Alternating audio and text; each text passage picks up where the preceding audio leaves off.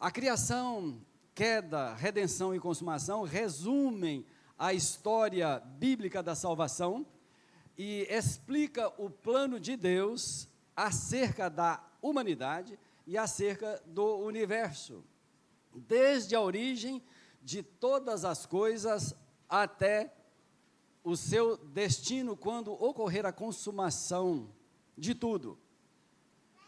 Irmãos, nós podemos afirmar, creio, que antes da fundação do mundo, o Deus pré-existente, creio porque está escrito, elaborou o seu plano, decretou tudo o que haveria de acontecer e imediatamente ele começou a executar esse plano. Então, Deus criou do nada os céus e a terra, conforme Gênesis 1:1. E em um segundo ato criativo, criou tudo que veio a partir do que está revelado nos versículos seguintes até o 31. E o versículo 31a de Gênesis 1 diz assim: viu Deus tudo quanto fizera, e eis que era muito bom. Mas, transcorrido um tempo não revelado nas Escrituras, pelas Escrituras, veio a trágica queda do homem, e o que era muito bom tornou-se um mal incontido. Mas, imediatamente após pecarem, o homem e sua mulher morreram espiritualmente. Consequência, do pecado, morreram imediatamente. É bom entendermos que a morte espiritual foi instantânea e a morte física veio como salário, conforme está escrito em Romanos 6:23, porque o salário do pecado é a morte, mas o dom gratuito de Deus é a vida eterna em Cristo Jesus, nosso Senhor. Muitas foram as consequências do pecado, e a igreja já ouviu sobre isso, você sabe acerca disso, há abundantes registros sobre isso. E quando da ministração sobre a queda, inclusive foi o pastor André que ministrou e pregou sobre o tema, nós vimos as consequências e olhamos para o mundo e percebemos com muita clareza como o pecado tem se avolumado na esfera humana. E nós também somos pecadores, todavia regenerados, todavia alcançados por Deus. E o nosso tema hoje é a redenção em Cristo, Efésios 1:3-14. Irmãos, prestem atenção, eu farei uma leitura um pouco diferente das de costume, né? Por quê? Esses 12 versículos contidos no texto, 3-14, são 12 versículos, é o maior período composto das Escrituras. E na língua portuguesa, um período composto, seja simples ou composto, ou uma oração, dado o ponto final, terminou aquele período. Irmãos, e aqui não tem ponto final, a não ser no versículo 14. Então, eu quero ler, prestem atenção, você já acompanhou há pouco, nós lemos, na verdade, participamos com o pastor André. Está escrito: bendito Deus e Pai de nosso Senhor Jesus Cristo, que nos tem abençoado com toda a sorte de bênção espiritual nas regiões celestiais em Cristo, assim como nos escolheu nele antes da fundação do mundo, para sermos santos e irrepreensíveis perante ele, e em amor nos predestinou para ele, para a adoção de filhos por meio de Jesus Cristo, segundo o beneplácito de sua vontade, para o louvor da glória de sua graça, que ele nos concedeu gratuitamente no amado, no qual temos a redenção pelo seu sangue, a remissão dos pecados, segundo a riqueza da sua graça, que Deus derramou abundantemente sobre nós em toda sabedoria e prudência, desvendando-nos o mistério da sua vontade, segundo o seu beneplácito que propuseram em Cristo, de fazer convergir nele na dispensação da plenitude dos tempos, todas as coisas, tanto as do céu como as da terra, nele digo, no qual fomos também feitos herança, predestinados segundo o propósito daquele que faz todas as coisas, conforme o conselho da sua vontade, a fim de sermos para louvor da sua glória, nós os que de antemão esperamos em Cristo, em quem também vós, depois de depois que ouvistes a palavra da verdade, o evangelho da vossa salvação, tendo nele também crido, fostes selados com o Santo Espírito da promessa, o qual é o penhor da nossa herança até o resgate da sua propriedade, em louvor da sua glória. N orações, com um ponto final aqui. Se eu tivesse fôlego suficiente, eu teria lido de uma tacada só os 12 versículos. Mas é bom fazer pequenas pausas, né? Esse é um hino escrito por Paulo, um hino de louvor. Ele inicia então a sua carta, bendizendo, exaltando o nome do Senhor, exaltando a Deus pela obra redentora em Cristo, exaltando o Deus majestoso. O que é a redenção? É uma das doutrinas contidas na soteriologia, a qual é a doutrina da salvação. Soteriologia é a doutrina da salvação. E a redenção está contida nessa palavra inclusiva do Evangelho, a salvação. Além da redenção, temos outros atos salvíficos que são doutrinas também, a eleição, a regeneração, o perdão, a justificação, a adoção, a santificação e a glorificação. Esta é escatológica, virá na consumação dos séculos, quando da ressurreição dos justos, em que cada um deles, cada um de nós, regenerados, teremos o nosso corpo glorificado. E quando Paulo ensinou sobre a redenção, penso que ele tinha em mente o que acontecia na sua época.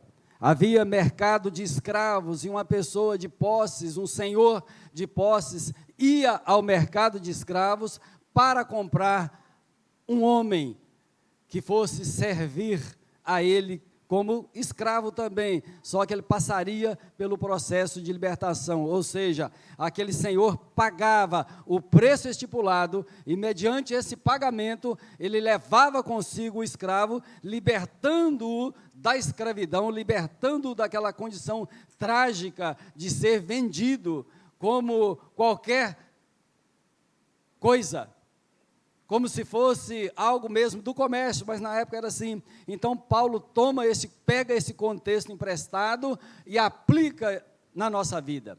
Ele fala então acerca da libertação da escravidão do pecado, mediante a compra executada por Cristo na cruz do Calvário. E eu quero pensar com vocês sobre 3 verdades acerca da nossa redenção. A primeira verdade: a redenção está contida no plano eterno de Deus. Versículos 3 a 6. Conforme dissemos, antes da fundação do mundo, Deus planejou e decretou todos os eventos, e inclusive a tua eleição, a minha eleição, a nossa eleição.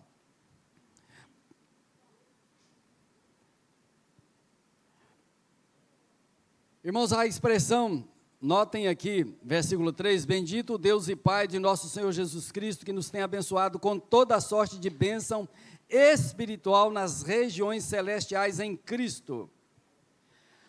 Esse versículo, e sobretudo, toda a sorte de bênção espiritual nas regiões celestiais, essa expressão deve mexer com você e comigo. Essa oração deve mexer conosco. Porque isso aqui é maravilhoso demais para mim e para você. Olhe bem que as bênçãos espirituais são infinitamente melhores do que as bênçãos materiais, do que as riquezas que este mundo oferece, os bens e serviços que o mundo oferece. Incomparavelmente melhor, mais preciosas são as bênçãos espirituais que nós recebemos da parte de Deus. Tudo que é no mundo passa. Ora, o mundo passa bem como a sua concupiscência, mas aquele que faz a vontade de Deus permanece para sempre. Martin Lloyd Jones diz que a expressão regiões celestiais e a expressão terceiro céu, empregada por Paulo em 2 Coríntios 12, 2, são idênticas. Ele diz: em ambos os casos, trata-se da esfera em que Deus, de maneira muito especial, manifesta a sua presença e a sua glória. É também o lugar onde o Senhor Jesus Cristo, em seu corpo ressurreto, habita. E Jones prossegue: ali também estão o Espírito aperfeiçoado de todos os justos que morreram. Aleluia. Fecham-se aspas. Maravilha, né, meus irmãos? Sabermos disso e contemplarmos isso. Saber que os justos que já morreram estão lá com Cristo. Sabermos que nós também iremos para lá. Louvado seja o Senhor por isso. Versículos 4 e 5, a fim de facilitar a compreensão desses dois versículos, eu farei a leitura apenas da parte A de ambos. Versículo 4, assim como nos escolheu nele antes da fundação do mundo. Versículo 5a, nos predestinou para ele. Antes da fundação do mundo, Deus nos escolheu e também nos predestinou para ele. A eleição de todos os salvos, os que já foram alcançados, bem como os que haverão de ser alcançados por Deus, aconteceu na eternidade passada. Deus não resolve, na linha do nosso tempo cronológico, do Cronos, salvar fulano, salvar cicrano, condenar Beltrano. Não, ele planejou tudo como Deus pré-existente que é. E ela não foi inventada, a eleição não foi inventada por homens, portanto, não poderia ser rejeitada por nenhum intérprete da Bíblia. Nenhum, sobretudo por aqueles que lidam com o ensino das Escrituras. Tanto a doutrina da eleição como a doutrina da preterição dizem respeito à doutrina da predestinação, ou seja, a predestinação inclui a eleição e a preterição. O que é então a preterição? A eleição você sabe, talvez preterição nem todos. Preterir é deixar a pessoa, os seres humanos não escolhidos para herdarem os céus, é preteri-los, deixá-los na condição que eles estavam e estão. Ou seja, todos nós nascemos mortos nos nossos delitos e pecados, mas Deus quis te salvar, quis me salvar. Então, no devido tempo, Ele te reconciliou consigo. Glorifique a Deus por isso e saiba que os preteridos herdarão a perdição eterna, os salvos a vida eterna. Isso está nas Escrituras, irmãos, com abundância. Deixo bem claro que Deus te salvou, louve e glorifique o nome do Senhor por isso. Não fique apreensivo quanto às pessoas, os entes queridos. Ore por cada um deles. Creia que o Senhor haverá de salvá-los. Ainda que você não contemple e morra antes, mas nós precisamos fazer isso, porque é responsabilidade nossa.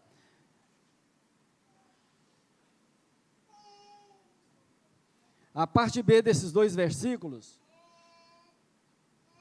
bem como o versículo 6, apontam para três finalidades. Parte B do versículo 4, para sermos santos. Essa é a primeira finalidade. E a segunda finalidade está no versículo 5, para a adoção de filhos, ou seja, para sermos filhos do Deus Altíssimo. Então nós fomos adotados por causa da redenção que nos foi outorgada por Cristo Jesus. Então nós fomos adotados como filhos de Deus, filhos do Deus Altíssimo. por meio de Cristo, segundo o beneplácito de sua vontade, verso 5, finalzinho aí. Beneplácito é o mesmo que aprazimento, contentamento, prazer da parte de Deus, do Deus triuno que opera a salvação do pecador morto, espiritualmente morto. E a terceira finalidade, versículo 6, parte A, para louvor da glória de sua graça. Segunda verdade, a primeira verdade, nós ministramos aí, que a redenção foi planejada por Deus na eternidade. E a segunda, a redenção é realizada por Cristo. Versículos 7 a 12. Versículo 7a, está escrito, no qual temos a redenção pelo seu sangue, a remissão dos pecados. Inequivocadamente o preço da nossa redenção, da nossa libertação do jugo opressor do pecado e do diabo, do mundo também, 3 inimigos terríveis, né? A nossa carne, o mundo, o diabo. E Pedro, irmãos, inspirado pelo Espírito Santo, ele escreveu, notem o que ele escreveu, sabendo que não foi mediante coisas corruptíveis, como prata ou ouro, que fostes resgatados do vosso fútil procedimento, que vossos pais vos legaram, mas pelo precioso sangue, como de cordeiro, sem defeito e sem mácula, o sangue de Cristo, conhecido com efeito antes da fundação do mundo, porém manifestado no fim dos tempos, por amor de vós, por amor de vocês, por amor de mim. Glórias a Deus. Esse foi o preço da redenção. A vida do Cordeiro de Deus. Ele, por amor a você, a mim e todos nós, morreu a pior morte, a morte de cruz. Irmãos, é possível que você tenha se acostumado com essa realidade que Jesus viveu e que padeceu. Acostumados estamos, às vezes, com esse conhecimento que temos que Jesus morreu na cruz. Mas poucos de nós, talvez, já investigou, já pesquisou o que significa o sofrimento pelo qual Jesus passou. Todas as pessoas que foram crucificadas ali no Império Romano. Mas Jesus morreu morte de cruz. E à luz da medicina forense, seria muito bom você pesquisar. Com um clique você pesquisa sobre isso. Para perceber como foi terrível a crucificação de Cristo, o sofrimento dele. Notem aqui rapidamente o que Cristo sofreu, só um pouquinho. Após ter sido condenado por Pilatos, Jesus Cristo foi brutalmente açoitado pelos soldados romanos. Em seguida, ele carregou o pesado madeiro até ao Gólgota. Foram cerca de 600 a 900 metros. E tendo chegado ao Gólgota, seus algozes o pregou na cruz. Pulsos e mãos pregados na haste horizontal, e os pés, um sobre o outro, pregado sobre a haste vertical. Dores agonizantes tomaram todo o corpo do Filho de Deus, pelo período de 3 horas, das 9 da manhã ao meio-dia, quando neste momento, ele bradou, Deus meu, por que tu me desamparaste? E dando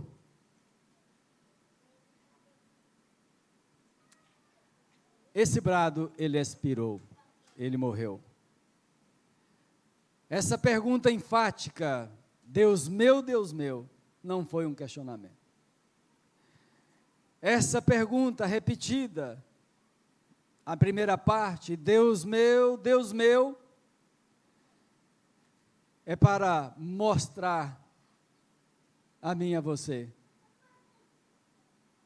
que ele sofreu sem ter nenhum alívio. Tudo aquilo que eu deveria sofrer e você sofrer, se é que pudéssemos sofrer para herdar a vida eterna, não há possibilidade alguma, mas ainda que eu fosse crucificado e Deus pudesse me salvar por meio dessa crucificação, não seria possível, porque somente o Cordeiro de Deus poderia fazê-lo. Cordeiro imaculado,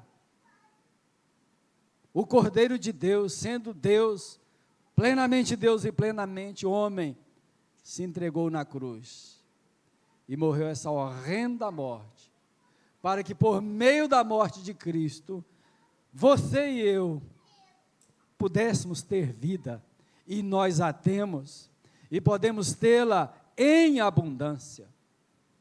Glória a Deus por isso, meus irmãos, pelo sacrifício redentor de Cristo na cruz do Calvário.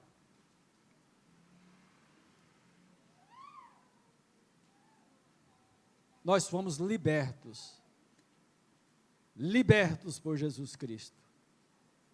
Éramos escravos, estávamos mortos, mas Ele nos vivificou e nos libertou da escravidão do pecado, do poder do pecado, porque Paulo, escrevendo aos Romanos, ele disse que o pecado não poderá ter domínio de vós, e nós não podemos deixar que o pecado nos domine, porque não podemos mesmo.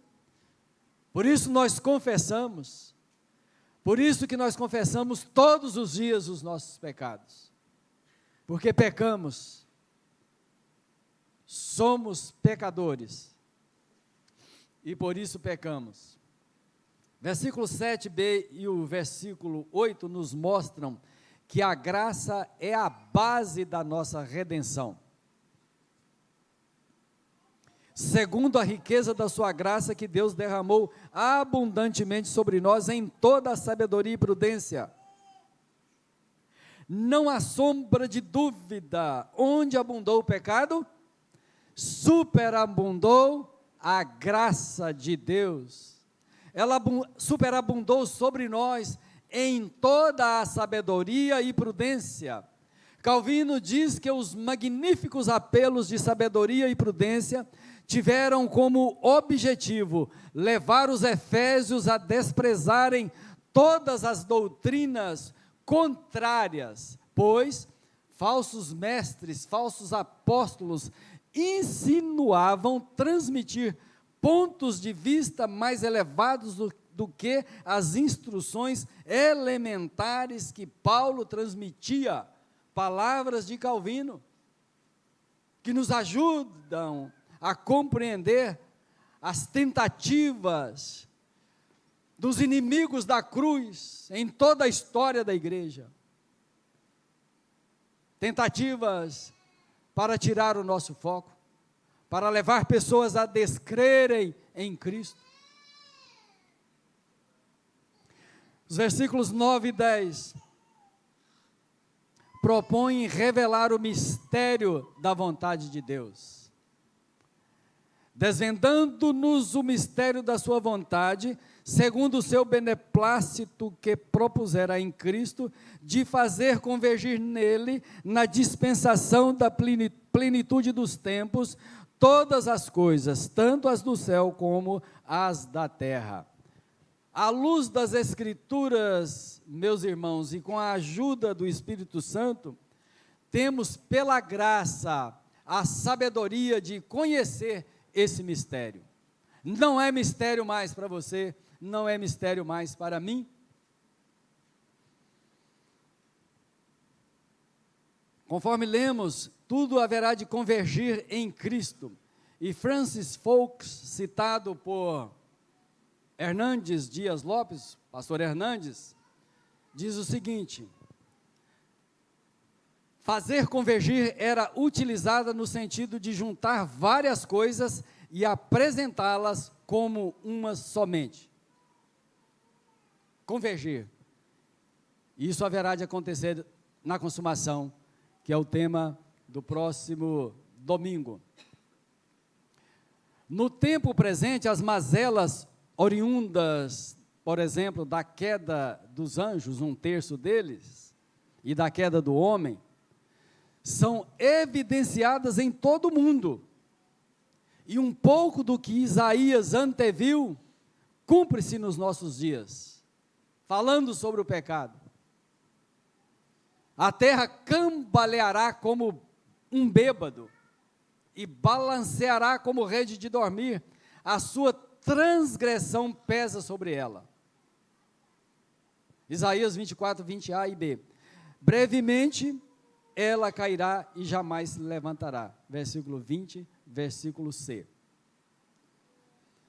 Isso aqui, irmãos, é para avaliarmos o que Cristo fez por nós. Você deve avaliar, comparando o que está acontecendo. Isso aqui é uma contribuição de Deus por meio de Isaías, para mostrar a magnitude ou a profundidade do abismo que a humanidade foi encerrada por causa do pecado dela mesma. E contrastar isso com a libertação que Jesus já te concedeu, que nos concedeu.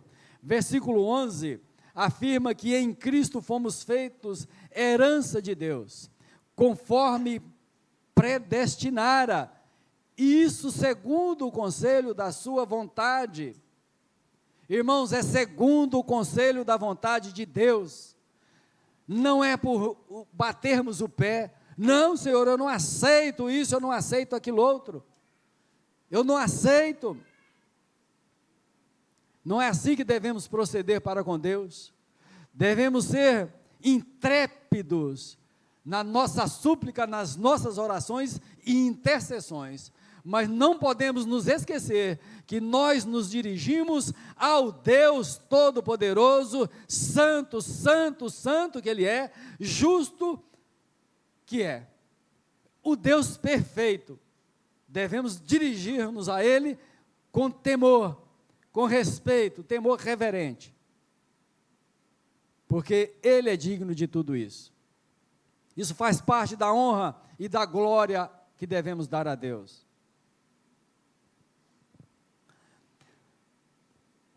Porque, irmãos, há pessoas que eu não sei como podem fazer isso. Se dirigem a Deus como se Deus fosse o servo dele. É o contrário. Muitos acham que Deus é obrigado a atender às suas orações, às suas petições. Acham que é obrigado, porque afinal de contas, eu te sirvo. Não é assim que devemos. Eu sei que você não procede assim, mas não pode ser assim mesmo, irmãos. Nós temos acesso aos santos dos santos e devemos fazer as nossas intercessões com ousadia, mas com temor reverente ao Deus que merece a nossa reverência, o nosso louvor, a nossa adoração. E terceira e última verdade, a redenção é aplicada, selada e penhorada pelo Espírito Santo. Versículo 13, em quem também vós, depois que ouvistes a palavra da verdade, que palavra da verdade é essa? O evangelho da vossa salvação, tendo nele também crido, fostes selados com o Santo Espírito da promessa.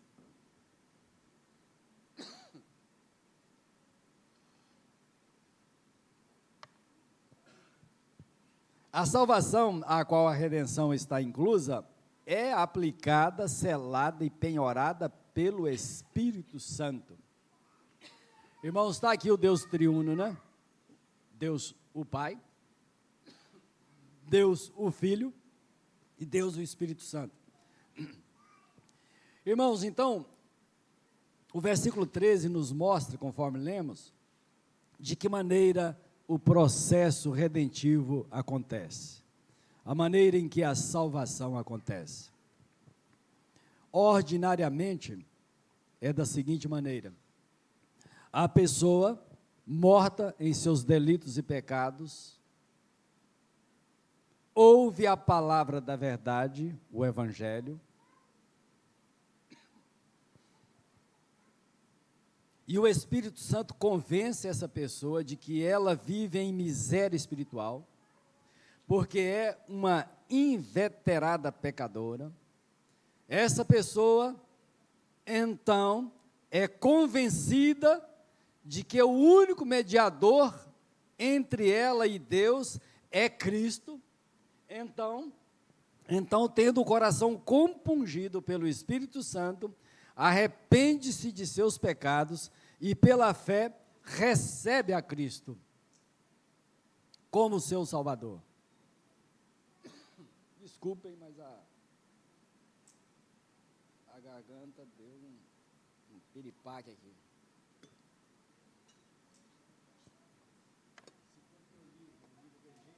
Aprendi a lição.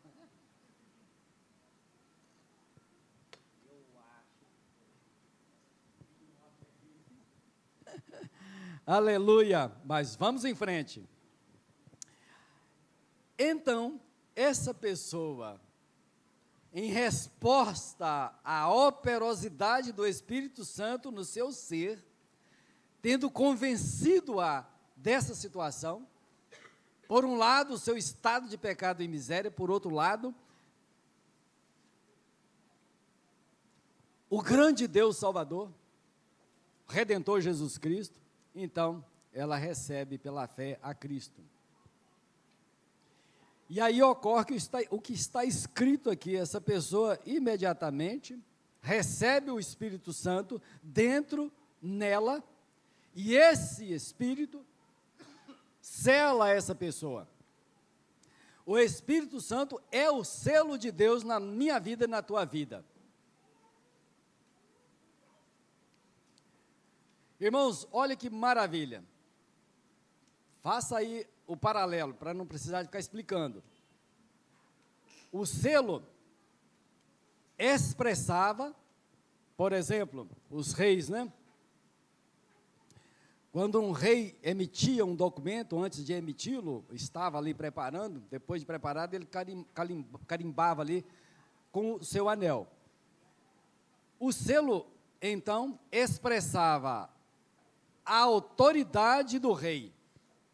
Então, quem via o documento selado dizia para si mesmo ou para si mesma: isto vem do rei, é lei, não pode ser revogado.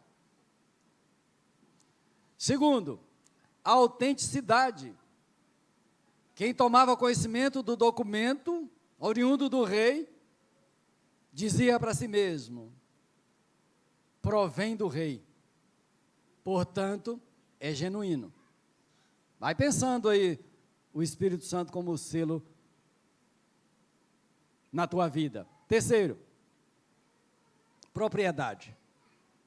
Quem tomava conhecimento do documento, emitido pelo rei, selado pelo rei com o seu anel sinete, dizia para si mesmo: isto pertence ao rei e está sob a sua proteção. Glória a Deus. Tudo isso aplica-se a nós, tendo não um selo de um rei, de um sinete, mas o selo do Deus Todo-Poderoso, o Espírito Santo. Glórias sejam dadas ao Senhor por isso. Glórias sejam dadas a Deus, pois no dia em que Ele nos reconciliou consigo, Ele nos regenerou, e o Espírito Santo nos selou. Seu selo em nós aponta para a autoridade e a autenticidade do Pai. E além disso, significa que nós somos propriedades dele. Estamos sob a sua proteção e chegaremos ao destino. Qual é o destino? O céu. E se nós entendermos como Jones entendeu, é aquele lugar, as regiões celestiais em Cristo. E onde Ele está, nós para lá iremos. Deus o Pai entregou o seu unigênito, Jesus Cristo, o qual derramou o seu precioso sangue para nos redimir. E com esse sangue, o Espírito Santo nos selou para a vida eterna e nos identificou como propriedade de Deus. E por último, versículo 14, o qual é o penhor da nossa herança. O Espírito Santo é o penhor da nossa herança, ele é a garantia de que herdaremos tudo o que Deus nos prometeu, conforme a sua palavra, e nós somos propriedade de Deus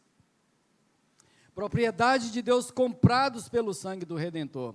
E a certeza que o Espírito Santo nos dá é motivo de louvor e adoração a Deus pela sua glória, conforme está aqui na parte B, até ao resgate da sua propriedade, em louvor da sua glória. Você e eu somos propriedade do Deus Altíssimo, comprados por precioso sangue, selados pelo Espírito Santo, e a garantia é que ele é também penhor da nossa herança.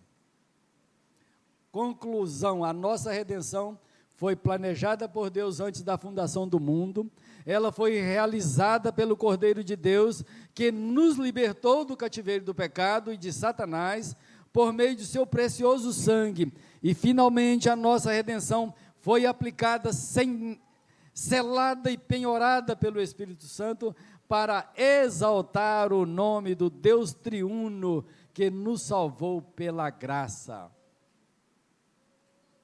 Que resposta estamos dando ao Senhor por tantos benefícios que Ele tem nos concedido? Pelo que Ele é acima de tudo e por tudo o que Ele já fez por nós. O que temos feito? Precisamos servir ao Senhor todos os dias da nossa vida. Enquanto tivermos fôlego de vida, precisamos servir ao Senhor. Sempre lembro os irmãos, sempre digo isso, nós servimos a Deus servindo no plano horizontal, servimos a Deus servindo a igreja, servimos a Deus servindo ao próximo. Nós precisamos, a cada dia, responder efetivamente a Deus, mediante ações práticas, que glorifiquem ao Senhor, obras dignas do Evangelho, procedimentos dignos do Evangelho, conforme nós temos aprendido. E que Deus te abençoe, que Deus nos abençoe, rique e poderosamente, por meio da sua palavra, que o Espírito Santo continue falando ao teu coração.